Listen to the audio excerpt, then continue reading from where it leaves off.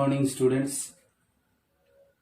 We have seen methods of preparation of aldehydes and ketones. Today we are going to study some chemical properties of aldehydes and ketones. So, chemical properties of aldehyde and ketones. Here, first point we have to consider reactivity of aldehyde and ketones. As here, aldehydes are more reactive as compared to ketone towards the nucleophilic addition.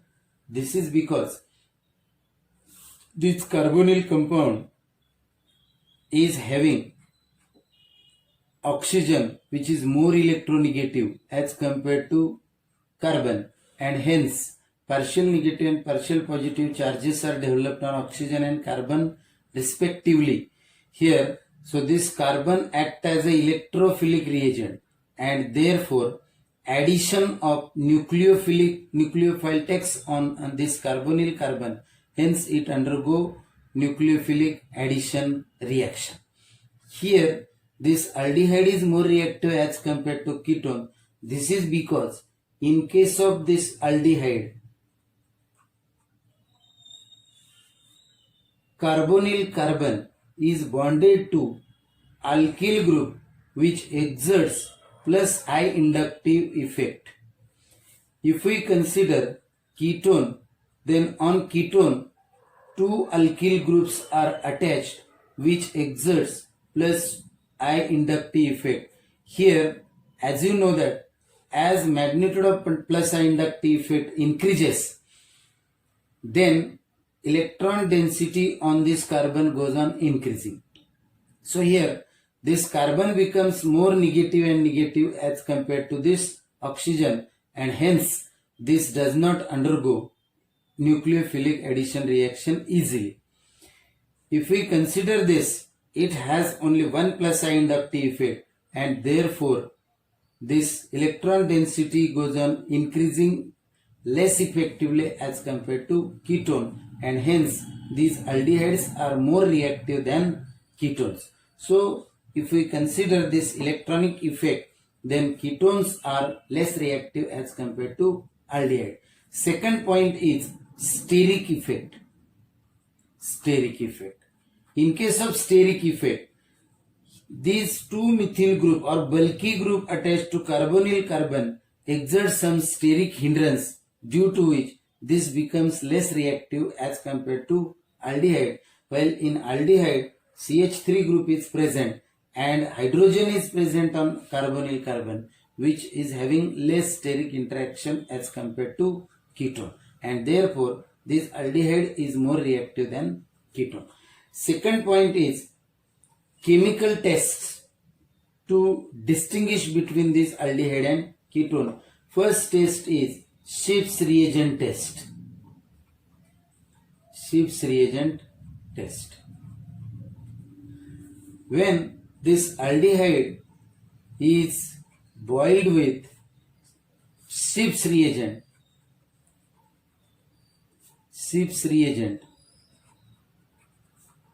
then magenta red color or magenta red coloration is obtained. Here this Schiff's reagent is para-rosa aniline hydrochloride. Para-rosa aniline hydrochloride.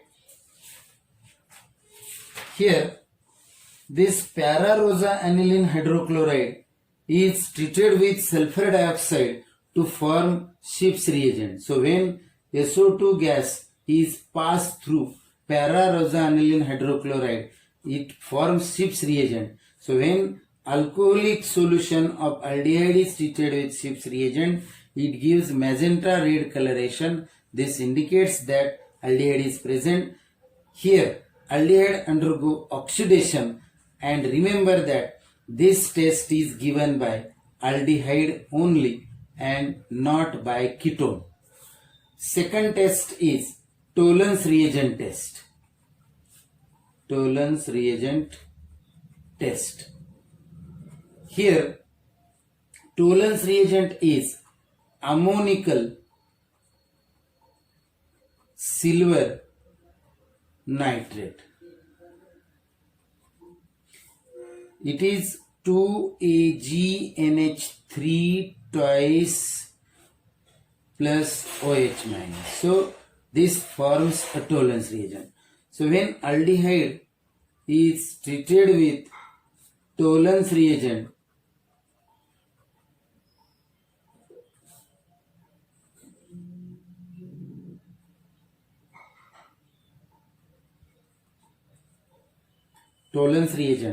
it forms corresponding carboxylate ion plus 2Ag precipitate. So this is a silver mirror. This is silver mirror. So remember that formation of silver mirror indicates presence of aldehyde, and again this Tollens reagent test is given by aldehyde only and not by ketone. Then third test is Fehling's solution test. Fehling's solution test. Fehling's solution test.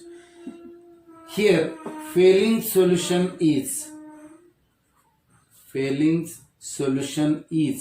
mixture of Fehling's solution A and Fehling's solution B. Fehling's solution B. This Fehling's solution A is prepared by reacting this copper sulfate with H2SO4, and Fehling's solution B is prepared by sodium potassium tartarate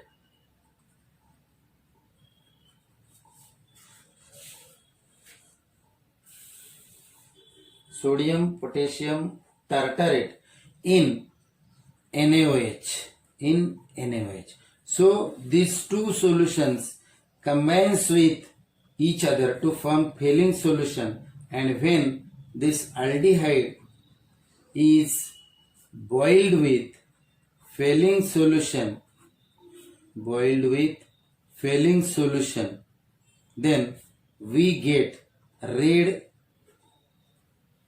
precipitate of Cu2O, that is cuprous oxide, and this aldehyde undergo oxidation to form CH3COO minus. Hence, these aldehydes gives Schiff's reagent test, Tollens reagent test, Fehling's solution test by oxidation, and hence it acts as a reducing agent. So remember these three tests which are given by aldehyde and not by ketone. Next is nucleophilic addition of different reagent. First is addition of HCN, hydrogen cyanide.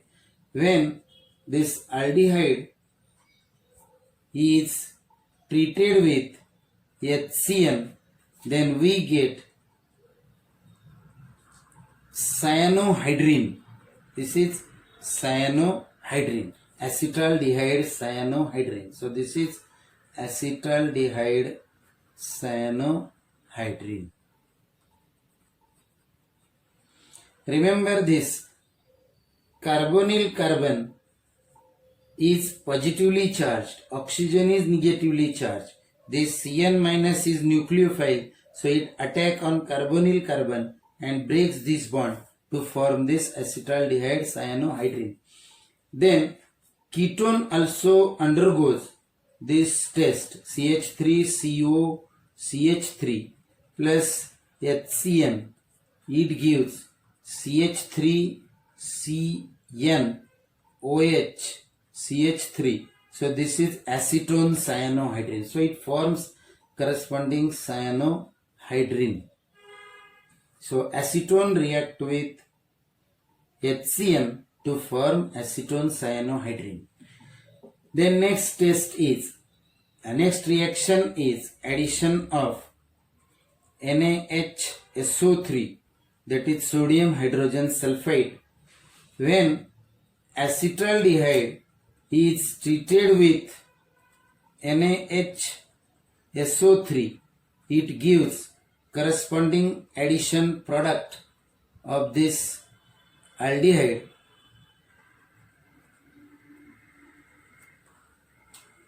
So this is about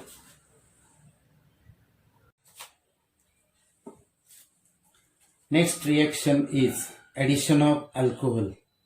Here this alcohol acts as nucleophile. This is because oxygen is having lone pair of electron which is more electronegative as compared to hydrogen, and this exerts minus I effect, that is it exerts negative charge and it attack on carbonyl carbon and breaks this bond. When aldehyde react with ethyl alcohol in presence of dry HCl, it gives hemiacetal. So formation of hemiacetal takes place. Now when this hemiacetal is treated with aqueous solution of HCl, we get original aldehyde. So this is reversible reaction. Now when hemiacetal form react with another molecule of ethyl alcohol in presence of dry HCl, it gives acetal. So this is very important. That is, when hemiacetal react with ethyl alcohol in presence of dry HCl, it gives acetal. And again, acetal when react with dilute HCl in reversible reaction forms hemiacetal. So when acetaldehyde react with two molecules of ethyl alcohol in dry HCl, it gives acetal, while acetal when react with two molecules of aqueous HCl in reversible reaction, it forms aldehyde. So remember this reaction. We can use any other aldehyde, that is when propanaldehyde react with two molecules of ethyl alcohol in dry ether, it gives corresponding acetal. Next is reaction with ketone. Ketone like acetone react with ethyl alcohol in presence of dry HCl, it gives hemiketal like hemiacetal. This hemiketal form again react with dilute HCl in reversible reaction to form original compound, that is acetone. This hemiketal when react with ethyl alcohol in presence of dry HCl, it gives ketal like acetal. So when this ketone like acetone react with two molecules of ethyl alcohol, it gives ketal.